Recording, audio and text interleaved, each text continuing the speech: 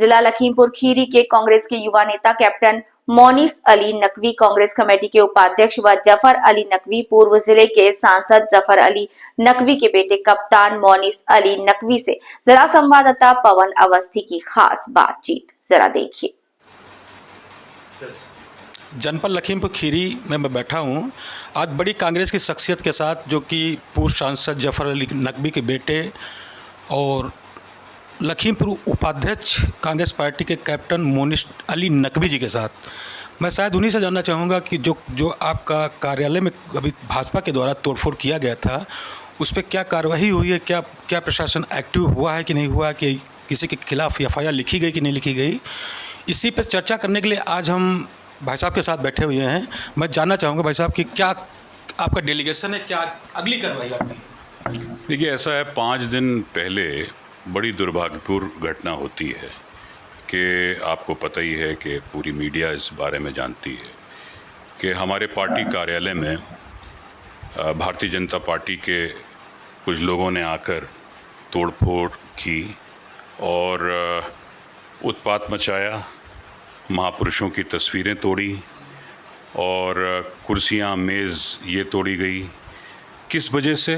कि उनका ये कहना था कि प्रधानमंत्री जी के माता जी को गालियां दी गई। तो सवाल है कि आपका विरोध प्रदर्शन, संविधान में विरोध प्रदर्शन करने का आपको पूरा अधिकार है, लेकिन ये तरीका क्या ठीक है कि किसी भी पार्टी के कार्यालय में जाकर आप उत्पात मचाएं या आप तोड़फोड़ करें और कानून अपने हाथ में लें?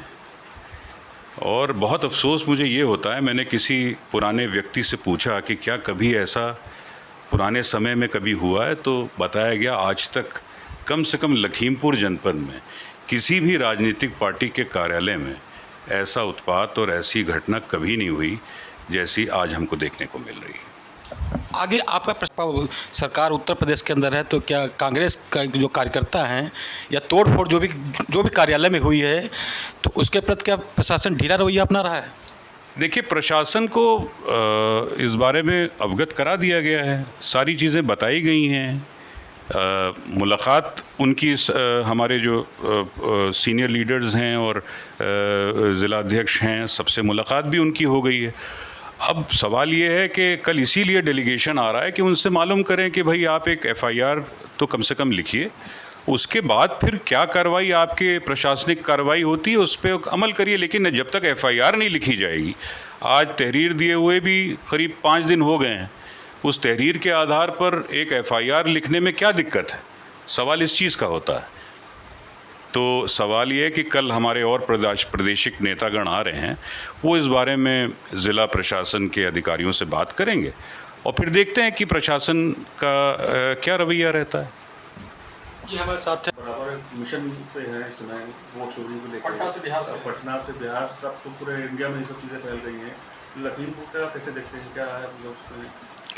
देखिए, ऐसा है कि आपको पता है कि बिहार में वोट अधिकार यात्रा चल रही है और ये इसलिए चल रही है कि लोगों को जागरूक किया जाए कि जो संविधान ने उनको एक वोट का अधिकार, चाहे गरीब हो, चाहे अमीर हो, चाहे कोई भी हो, एक जो संविधान ने रखा है, चाहे हर व्यक्ति को एक वोट का अधिकार रखा है, जिस पे हर इंसान फ़ख्र करता है कि हमारे पास वो ताकत है कि हम सरकार बना सकते हैं, सरकार हटा सकते हैं, किसी प्रतिनिधि को बना सकते हैं, किसी प्रतिनिधि को हटा सकते हैं।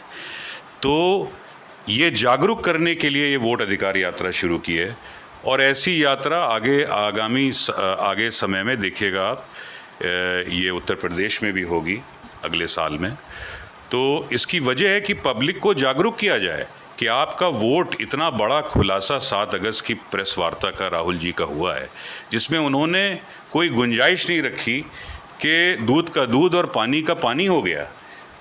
ये जिम्मेदारी होती है कि इसके ऊपर काम करके बताया जाए कि भाई इतना वोट, अगर एक विधानसभा में 1 लाख के ऊपर वोट की चोरी हुई है, और जैसा कि उन्होंने कहा कि ये तो एक आपका एटम बॉम्ब था, आगे हाइड्रोजन बॉम्ब बहुत जल्दी आ रहा है, जहाँ पर ये आ जाएगा कि बनारस के चुनाव में भी इनको शिकस्त मिली है भाजपा को और वोट चोरी से वो चुनाव जीते हैं। और भी ऐसी कई लोकसभा क्षेत्र हैं जहां पर वोट चोरी से बीजेपी जीती है। तो ये हम पब्लिक के अंदर लेके चल रहे हैं कि उनको जागरूक करें और उनका जो अधिकार है उसकी सुरक्षा वो खुद करें।